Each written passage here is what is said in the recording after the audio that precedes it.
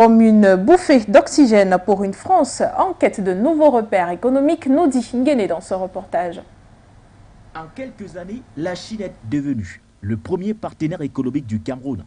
Un partenaire qui œuvre pour le développement du Cameroun par le financement de nombreux grands projets d'infrastructures énergétiques, routières, portuaires, sanitaires et même sportives. Une place de choix synonyme d'une relation d'amitié promue à un avenir bien plus radieux.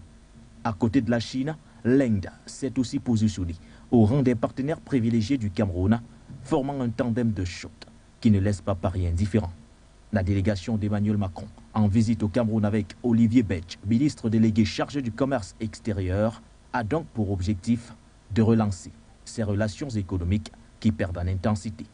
Bien qu'étant le troisième fournisseur du Cameroun, la France a dégringolé au rang des clients et n'occupe que la 7e position. Aussi, depuis plusieurs années, de grands contrats d'équipement échappent au groupe français, preuve que l'influence économique de la France au Cameroun est mise à mal. Statistiquement, le Cameroun accueille encore 200 entreprises et filiales de groupes français, principalement dans les domaines de l'exploitation pétrolière, du bois et de l'agro-industrie. Des investissements bien en deçà de ceux observés dans un pays comme le Sénégal, où la mainmise de la France n'est plus approuvée.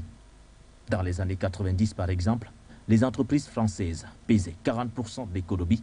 Rendues à 2022, elles ne représentent plus que 10%. L'urgence est donc signalée et cette visite d'Emmanuel Macron sonne comme une bouffée d'oxygène, celle censée redorer le blason d'un environnement économique difficile qui échappe depuis